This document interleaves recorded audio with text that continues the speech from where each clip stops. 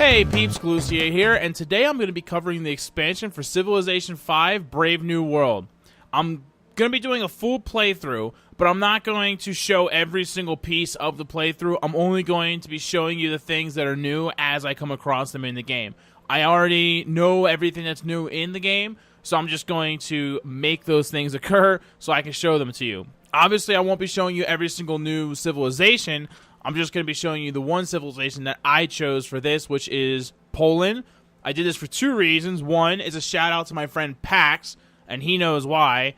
But he's the only person I know personally that's played more Civ than me and is better than me at Civ, and he kicks my ass every time we play. Reason number two is that the main thing that's changed in this, as far as victory types, how you're going to obtain a victory, is the culture. That culture has been dramatically changed in this, and as you can see, they receive a free social policy every time you advance to the next era. So I felt that that was a good double reason that might make them a good choice for being the first Civ that I cover for Brave New World. Okay, so the first thing I'm going to point out, and I'm going to be talking, instead of showing you the entire tech tree and talking about every single thing that's different within the tech tree, instead I'm going to talk about the things that are different as I come across them, basically. So I'm going for a culture victory. The first thing that I'm going to do is pottery, but I did want to point out that in all of the starting things, there's nothing really dramatically different, except a really important thing to point out in the animal husbandry is that you get a caravan, and this is a new type of unit that is used for a lot of different things. Used for it says right here, establishes land-based trade routes between two civilizations that yield gold. Can also be used to deliver food or production within your borders after building a granary or a workshop.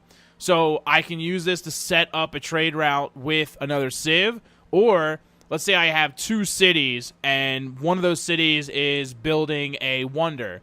I can use a caravan to send production from Warsaw to the other city that's building the wonder to help that construction along and make it that much faster. So it's a very awesome thing that they've added, the caravan, and obviously it's available very early in the game, but I do want to start off with pottery before anything else. So the next thing I want to look at, besides the social policies, which used to be pretty much the only way that you really did anything or interacted with your culture, they now have this thing called Culture Overview. Oh, look, they even tell us about it. The Culture Overview screen allows you to track and manage your culture and tourism. We haven't talked about tourism yet, but we'll get to that when the time comes. You can move your great works from building to building, as well as track your level of tourism versus other players. Essential to a culture victory. So it's a good thing we're paying attention to this, because that's the kind of victory that we're going for. So you can see here, right now all we have listed is Warsaw, and more to come later, but this is a great way to directly look at your culture and what's going to add culture to you. Right now you can see that it only has one culture in that city, and that the tourism is 0. The great works in the city is 0, and we'll get to that in a bit. And then it tells you every single building that you can have that's going to increase the culture. So since we can see this, and we can see, oh, look, this is everything that I need to make my culture better, it kind of gives you a better overview, and you can, it helps you to plan strategically for a cultural victory. So you can say, oh, okay, yeah, I need all of those things to help me along in my culture victory. So the first thing that I want to work towards getting a culture victory is philosophy, because of the Oracle. That's a really, really good thing to go for. So that's going to take us over calendar and writing. So we're going to take a look at those now. Calendar offering us Stonehenge, the stoneworks, and the plantations. Nothing really new there. Writing, also nothing really new there. I'm really looking forward to sailing, because that's where things get carried away. Because now we get the cargo ship. And the cargo ship is essentially the same thing as the caravan, except it's a sea-based trade route as opposed to a land-based trade route. Oh, look at that. Bronze working actually reveals iron on the map now instead of iron working, so you can find iron on the map much earlier. And it has a statue of Zeus. which you can only build if you have honor as your thing. Wow, that's really interesting. See, there's a lot of interesting facets that I'm not even fully aware of. I did plenty of research before playing this because I wanted to know what was going on so I could properly inform my peeps of what was on tap here. But, oh, how about that? I got gifted. Well, not gifted. I discovered animal husbandry thanks to the thing. So, now we get to know about the fact that we can build trade units. You've unlocked the ability to construct a caravan, the earliest trade unit available. Once built, you can establish a trade route with a city in another civilization that generates gold. Although you start with the ability to create just a single trade route, additional trade route slots can be earned as your civilization becomes more advanced.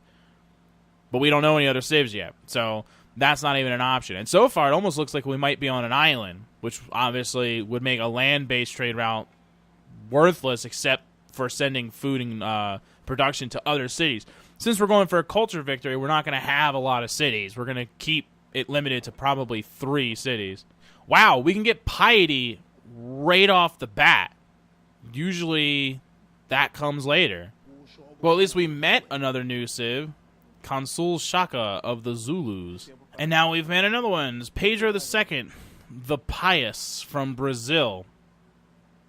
And I thought about playing as them just because of his beard. I mean, let's be real, people. That's an epic beard. And he's coming down here with settlers, which is not good. This upsets me.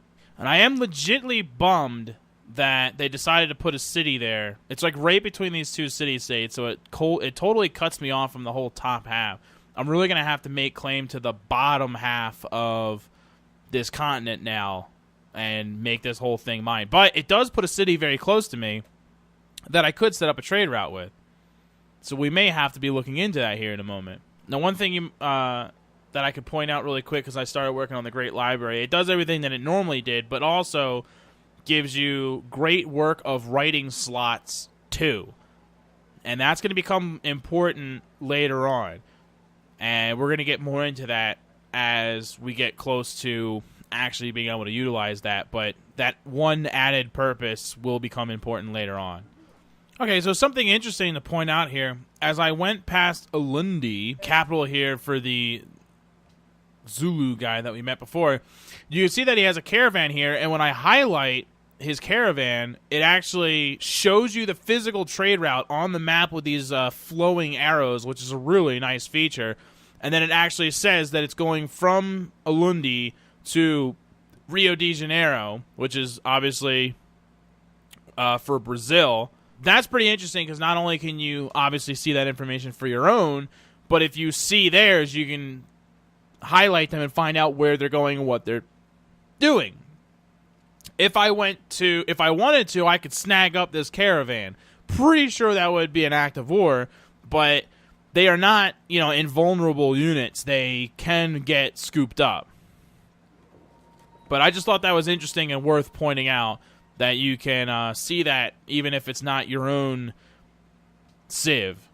That's good to know who's doing what. That's a different kind of unit, too. I've never seen... Finished a great rally. I've never seen a barbarian hand axe. Very interesting. All right, you can build a writers guild. The writers guild allows you to generate great writers by assisting specialists to it.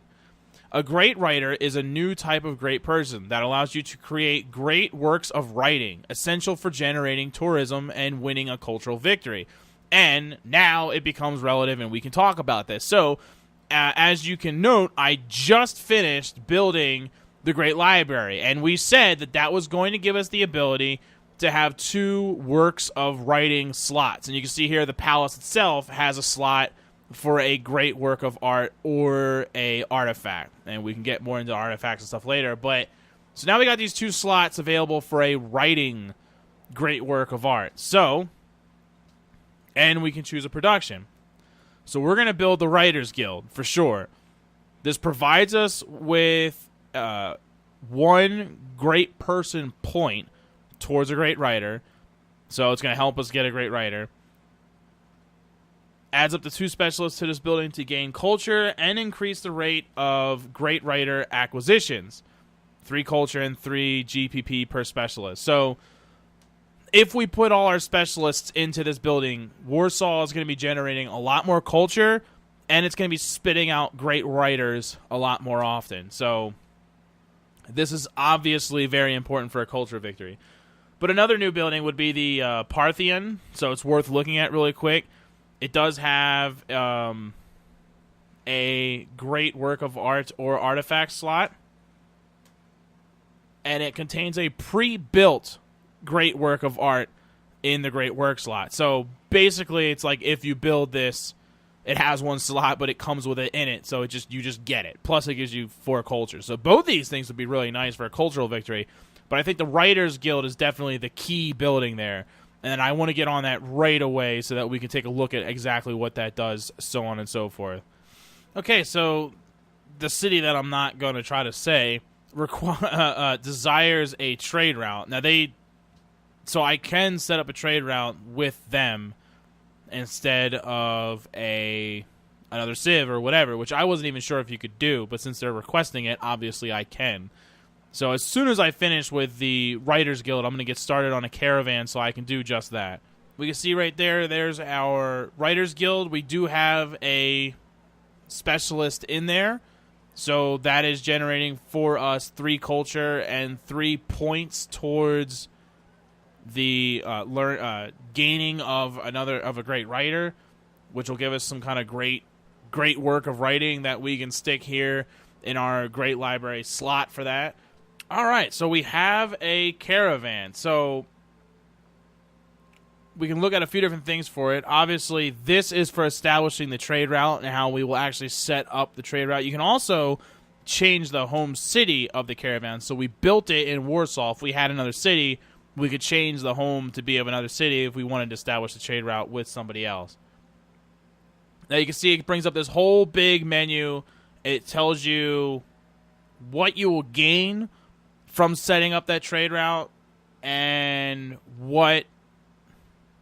it'll show you the trade route. Now the thing is, if you set it up with a major civ, both of you are going to benefit from this. We're going to benefit from it, but they're going to slightly benefit from it as well. So even though you don't get as much by going with a city-state, it might be the better option only because now you're not helping a civ. Now, with the civ, we're going to get gold and science, and I like that a lot. That's really awesome. With the city-state, we're just going to get gold. But as I said, we're not going to help Brazil in the process by letting them gain something from it. Plus, these peoples wanted us to set up a thing for them. It's going to give us influence with them on top of everything else. Bingo. Okay, so there you go. So we just went from -1 gold to +2. So that fixed us big time. And like I said, we would have gotten a little bit more gold if we went with Melbourne, which we already had a little bit of influence with, but these guys actually requested it. They want someone to set up a trade route with them, so probably probably on the next turn or something like that, it'll recognize the fact that we've done that, and then we'll be good to go.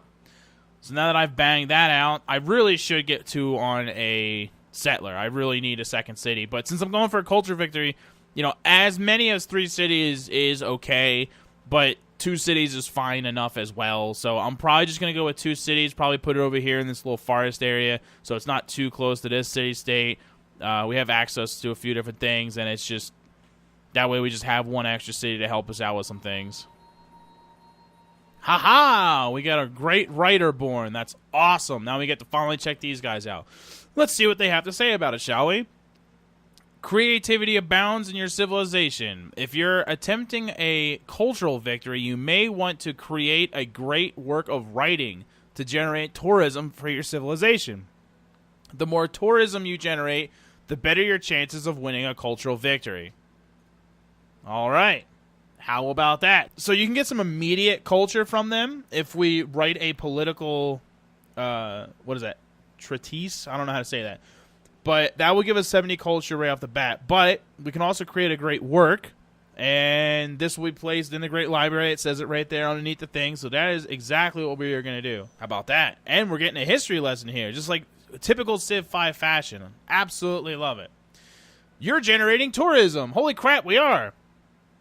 Other civilizations are starting to notice the grandeur of your culture. In terms of a cultural victory, consider tourism your offense against other civilizations, and culture your defense from other civilizations. Very interesting.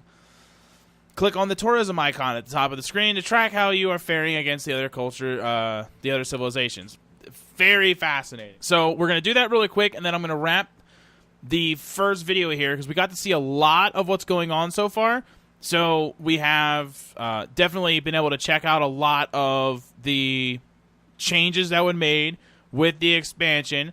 So we're going to check this out, and then we will move on from there.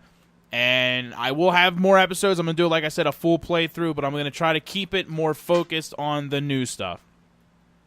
So, as they said, the tourism is our offense and our culture is our defense. So now we can see how we fare up here.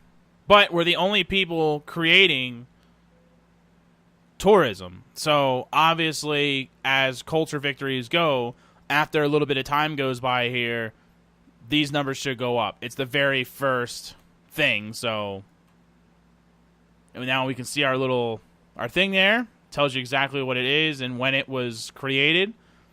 And this is awesome. I have to say, this is really, really cool. So there you have it.